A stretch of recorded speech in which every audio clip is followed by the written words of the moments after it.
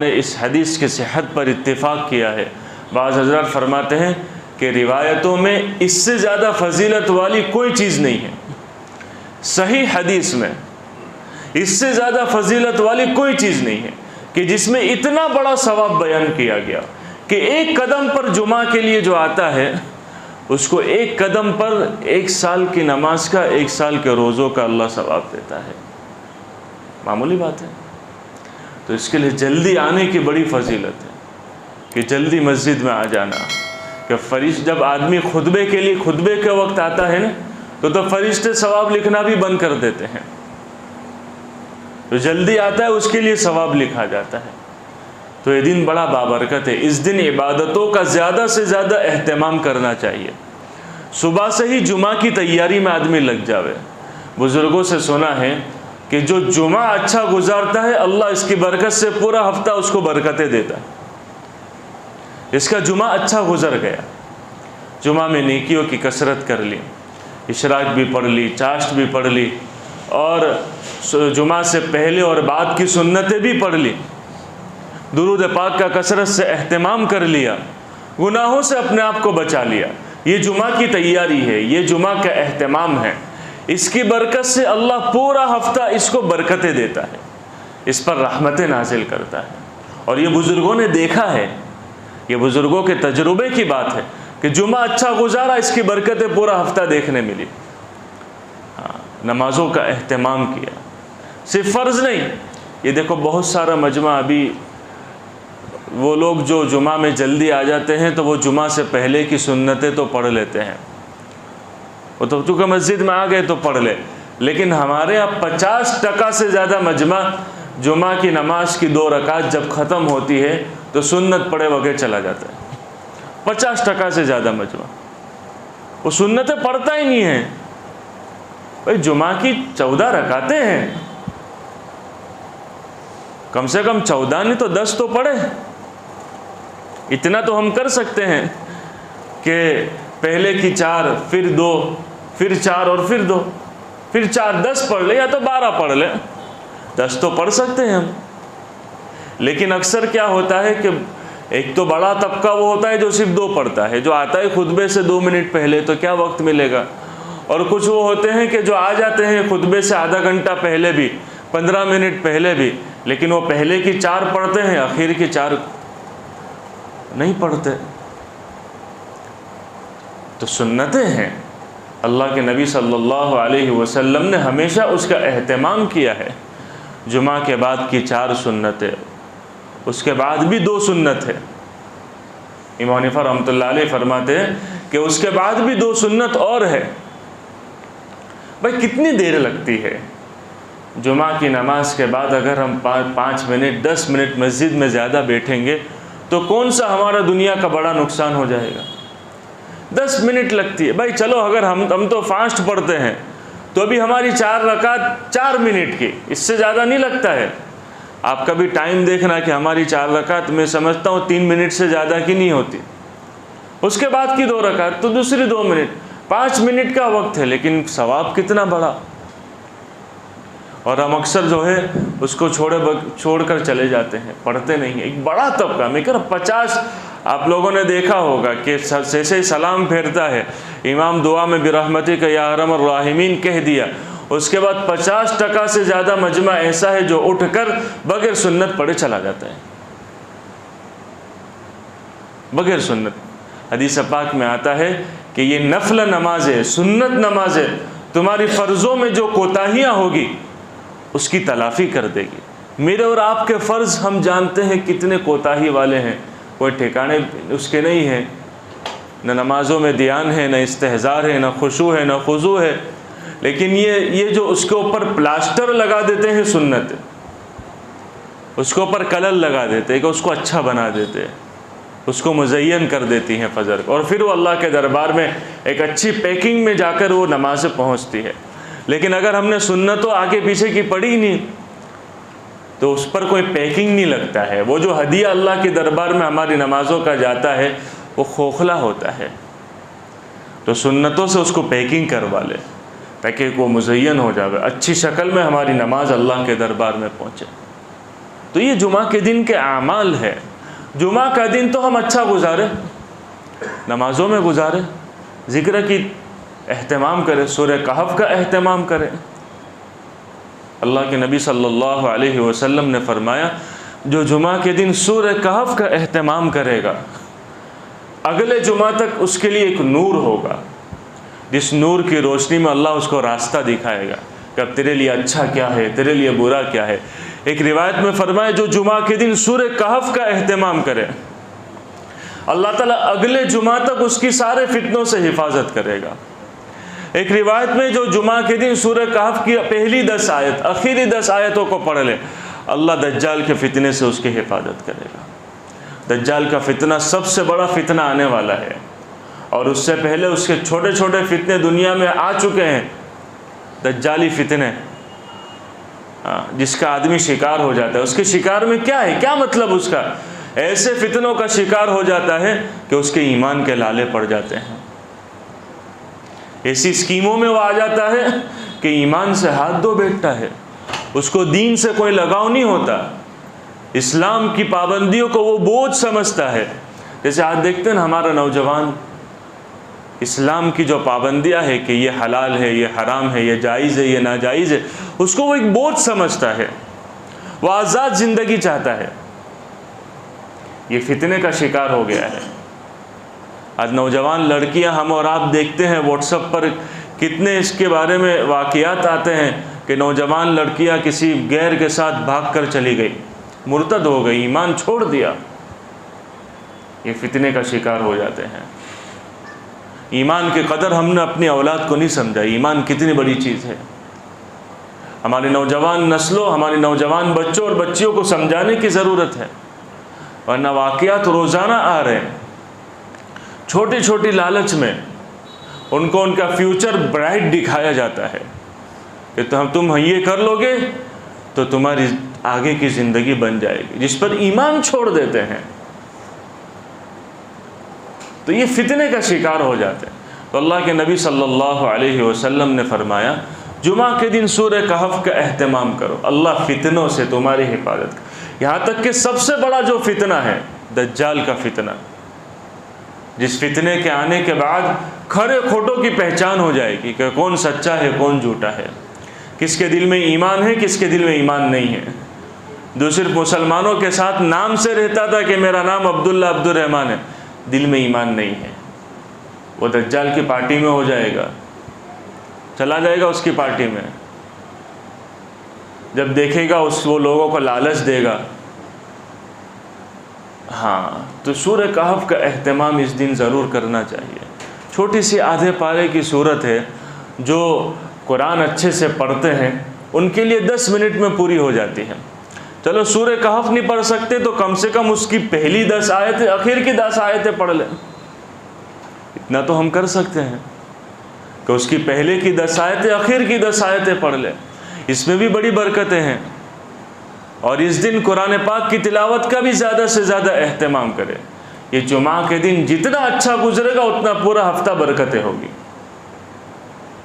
इबादतों का खुसूसी एहतमाम और दुरूद पाक की कसरत करे। इस दिन कम से कम एक मुसलमान 300 मरतबा तो ज़रूर दुरूद पढ़े, ज़्यादा की तो कोई हद नहीं है। 300 मरतबा, 40 दुरूद की किताबें हैं, वो किताब पढ़ ले। भाई थोड़ा वक्त इबादतों में भी अपना गुजारे जुमा के दिन। ये नहीं कि हमने जुमा की नमाज़ पढ़ ली उसके बाद छुट्टी हो गई, नहीं, पूरा दिन हमारा कुछ न कुछ अच्छी इबादतों में गुजरना चाहिए। कामकाज का वक्त है, उसमें से 10-15 मिनट फारिग कर ले। जैसे कि जुमा की नमाज के बाद का वक्त है, तो आदमी अगर 10-15 मिनट लेट भी बाहर निकलेगा तो कोई नुकसान नहीं हो जाएगा, उस वक्त सूरह कहफ पढ़ ले। असर की नमाज के बाद 10-15 मिनट दुरूद पाक के लिए निकाल ले, अलग से वक्त फारिग नहीं करना, नमाजी के बाद 10-15 मिनट निकाल के अपना वक्त, अपना मामूल पूरा कर ले। अच्छा गुजारे जुमा का दिन, उसकी बरकतें पूरा साल देखने मिलेगी, उसकी बरकतें पूरा हफ्ता आपको नज़र आएगी कि हाँ ये जुमा की बरकतें हैं। और देखो एक बात याद रखना, जुमा के दिन जो हमारी मस्जिदें भर जाती हैं, तो अल्लाह ताला ने सिर्फ जुमा की नमाज हम पर फ़र्ज़ नहीं की है। मैं और आप यूँ समझे कि हम पर सिर्फ जुमा की नमाज फ़र्ज़ है, इन्नस्सलात कानत अलल मुमिनीन किताबम मौक़ूता, तुम पर दिन रात में 5 वक्त की नमाज फ़र्ज़ है और जमात के साथ पढ़ना ये वाजिब है। सिर्फ जुमा नहीं है कि अब ये जुमा मस्जिद आए तो अब सीधा अगला जुमा नहीं, असर में फिर वो मस्जिदें खाली हो जाती हैं। ये जो मस्जिदें भर जाती हैं ना, हम जुमा की नमाज़ों में देखते हैं। अभी मैं वहाँ से आ रहा था तो गाड़ी, यहाँ बाइक लाने की जगह नहीं थी, इतनी मुसल्ली वहाँ पर नज़र आ रही, इतनी बाइक है कि दूसरी गाड़ी चलाने की जगह नहीं, मस्जिदें भर जा रही है। तो वो जो मस्जिदों में नमाजी आ रहे हैं वो कोई जिन्नात तो नहीं उतर आते हैं कि मस्जिदें भर जाती है या फरिश्ते आ जाते हो इंसानी शक्ल में, ऐसा कुछ होता है नहीं। यही इलाके वाले होते हैं जो मस्जिदों में जुमा के दिन आ जाते हैं। ये दूसरी नमाज़ों में क्यों नज़र नहीं आते? क्या अल्लाह ताला सिर्फ हमको जुमा खिलाता है कि भाई जुमा अल्लाह खिलाता है तो हम जुमा मस्जिद जाएंगे? अगर ऐसा हो तो बताओ कि भाई हमको तो अल्लाह जुमा ही खिलाता है, हमको अल्लाह ताकत जुमा ही देता है, हमारी आंखों की रोशनी अल्लाह ने दी है, जुमा मिलती है, फिर बाकी हफ्ते चली जाती है, बोलने की ताकत जुमा मिलती है। ये कौन सी बात हो गई कि जुमा के हम एक तो होते हैं रमज़ानी कि जो रमज़ान में सिर्फ मस्जिदों में नज़र आते हैं, एक जुमा वाली पार्टी होती है कि सिर्फ जुमा नज़र आ जाती है। नहीं, मस्जिदें 24 घंटा खुली रहती है। 5 वक्त की नमाज़ों में आपको अज़ान के ज़रिए से बुलाया जाता है कि आओ मस्जिदों की तरफ। जैसे तुम जुमा में आ गए, तुमने सुबह से नीयत की, अल्लाह ने कामकाज को छोड़कर जुमा के दिन तुमको यहाँ पहुँचा दिए और अपने काम धंधे में से घंटा फारिग करना आसान हो गया। दूसरी नमाज़ों के लिए नीयत करो कि अल्लाह उसमें भी तुम्हारे लिए आसानी करेगा। नीयत की बात है, बंदा नीयत ही ना करे, अनुल्ज़िमुकुमुहा व अंतुम लहा कारिहून, मेरे बंदो तुम चाहो ही नहीं और हम तुमको वो चीज़ चिपका दे, ऐसा नहीं हो सकता है। तुमको नीयत करनी पड़ेगी, तुमको आना पड़ेगा। ताली 2 हाथ से बजती है। ऐसा नहीं है कि तुम चाहो भी ना चाहो तो भी तुमको फरिश्ते घसीट कर मस्जिद में पहुंचा दे, ऐसा नहीं होगा।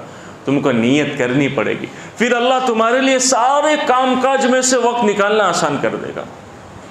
नीयत करनी पड़ेगी आपको। जैसे जुमा में नीयत की, अल्लाह ने आसान किया, बाकी सारी नमाज़ों में भी नीयत करे। जो नमाजी आते जाते हैं 5 वक्त के नमाज़ों में वो सारे का फारिग होते हैं, उनके पास कोई काम धंधा नहीं होता है, वो अपने सारे कामकाज में से वक्त निकाल कर मस्जिद आ जाते हैं। उन्होंने नीयत की, अल्लाह ने उनके लिए आसान कर दिया। जो नीयत नहीं करता उसके लिए कोई अल्लाह यहदी इलैहि मन यशा, ये जो चाहता है अल्लाह उसको रहनुमाई करता है, जो नीयत करता है अल्लाह उसको हिदायत देता है। तो मेरे मोहतरम अज़ीज़ और दोस्तों, ये बड़े मुबारक दिन चल रहे हैं। एक तो जुमा का दिन बड़ा मुबारक है, फिर उसके बाद ज़िलहिज्जा के दिन वो जो चल रहे हैं, ये हज के दिन है। हज के दिन बड़े मुबारक है। माशाअल्लाह कितने हाजी रवाना हो गए, कितने होने वाले हैं और एक बड़ी मुबारक जगह पर पहुंचने वाले हैं जो अल्लाह का घर है, जो अल्लाह के नबी सल्लल्लाहु अलैहि वसल्लम का रोज़ा है। इस मुनासबत से भी 2 बातें कहकर बात ख़त्म कर देता हूँ। हमारे यहाँ हज करने वाले जब हज में जाते हैं तो एक हज मिलन रखा जाता है।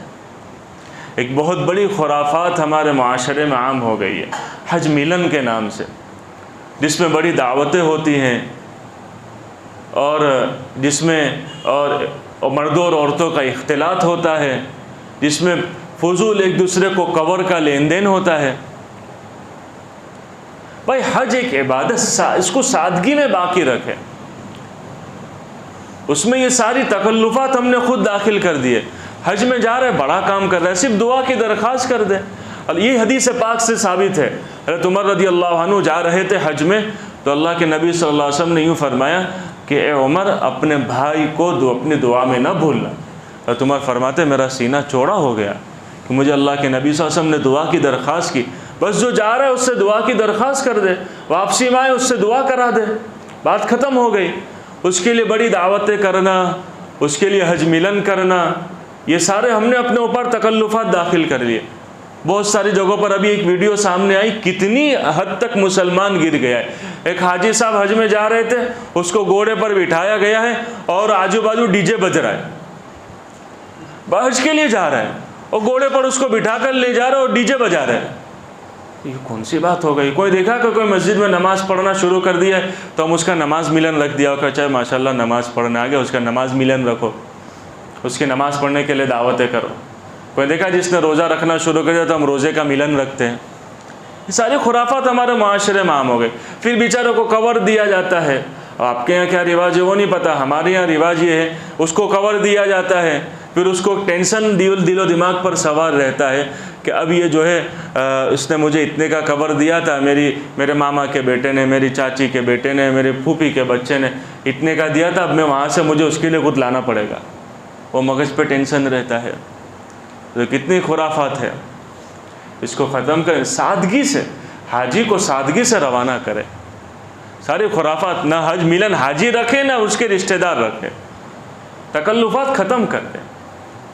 इसमें बरकतें हैं, सादगी में बरकत। खामखा अपने ऊपर जितना तकल्लुफ़ात लाएंगे उतना मुश्किल में ज़्यादा गिर जाएंगे। कभी ऐसा होता है किसी रिश्तेदार के पास देने की सहूलत नहीं होती है, कभी मेरा रिश्तेदार हज में जा रहा है, मुझे उसको 500, 1000, 2000 का कवर देना है, उसके पास कभी कैपेसिटी नहीं है लेकिन उसको मजबूरी में देना पड़ता है। ये सारी चीज़ें हमने मुआशरे में देखी है। उसको ख़ानदान के दबाव में आकर दूसरे को कवर देना पड़ता है। तो कितनी गलत बात हो गई। और एक सबसे अहम बात, पता नहीं इस मजमे में कोई हज में जाने वाला है या नहीं, लेकिन जो आपके अगर कोई जान पहचान में कोई जाने वाला हो तो उस तक ये पैगाम पहुँचा दे कि वहाँ जाकर बैतुल्लाह और अल्लाह के नबी सल्लल्लाहु अलैहि वसल्लम के रोज़े अक़दस को सेल्फ़ी पॉइंट ना बनावे। क्या ना बनावे? एक ट्रेंड चलता है कि वहाँ जाकर पूरा दिन जो है हमारे हाजी और उम्रा करने वाले वीडियोग्राफी करते रहते हैं। तवाफ़ करते हैं तो वीडियोग्राफी, और अगर जो है वो काबतुल्लाह की पहली नज़र पर दुआ मांगते तो वीडियोग्राफी, रोज़े के लिए खजूर खाते तो वीडियोग्राफी। कितनी गलत भाई। ये कोई तुम्हारा स्टूडियो थोड़ी है, मजाक बना दिया है अल्लाह के घर का। और फिर उसको इंस्टाग्राम पर रखते हैं, व्हाट्सएप स्टेटस पर रखते हैं, बस वहाँ जाकर पूरा दिन वीडियो। उस जगह की एक आज़मत है। अल्लाह के नबी सल्लल्लाहु अलैहि वसल्लम के रोज़े के सामने हाजिर होते हैं, वहाँ सेल्फ़ी लेते हैं। पूरा दिन इसी में गुजरता है कि कैसे अच्छी से अच्छी वीडियो बनाकर उसको सोशल मीडिया पर डालें और लोग ज़्यादा से ज़्यादा उसको देखें। वो कोई स्टूडियो पॉइंट थोड़ी है तुम्हारा कि हम यूँ समझे कि वहाँ जाकर बस इतना ही काम है। कितनी बड़ी गुस्ताखी है। एक आदमी रोज़े रसूल पर सलाम के लिए जा रहा है, एक हाथ में चप्पल है और एक हाथ में सेल्फी स्टिक है। हद दर्जे की गुस्ताखी है ये। कोई अल्लाह के नबी सल्लल्लाहु अलैहि वसल्लम की शान में ज़रा सी गुस्ताखी करे, हमारा खून खोल जाता। ये भी बड़ी गुस्ताखी है। और औरतें उसमें सबसे ज़्यादा मुब्तला है। पर्दे का तो कोई लिहाज नहीं है, वहाँ जाकर भी बस पूरा दिन वीडियोग्राफी, और उसको फिर कौन कौन लोग देखते हैं क्या पता है। तो इसके बारे में भी सोचना चाहिए कि पूरा दिन जो व्हाट्सअप देखो। मैं एक बात कहकर बात ख़त्म करता हूँ। हज और उम्रे पर जाने वालों का सबसे बड़ा इखलास ये है कि उनका हज और उम्रा ये सोशल मीडिया पे ना आवे।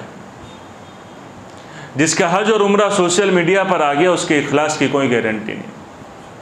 ये नहीं कहा जा सकता उसका उम्रा और हज मकबूल है। हाँ, जिसका हज और उम्रा सोशल मीडिया पर ना आया, ना उसके इंस्टाग्राम पर आया, ना उसके फेसबुक पर आया, ना उसके व्हाट्सएप की स्टोरी पर आया, कहीं नहीं आया, तो हम अल्लाह की ज़ात से कभी उम्मीद रखते हैं कि उसका हज और उम्रा अल्लाह के यहाँ कबूल हो गया। अल्लाह ताला हम सबको अमल की तौफीक दे।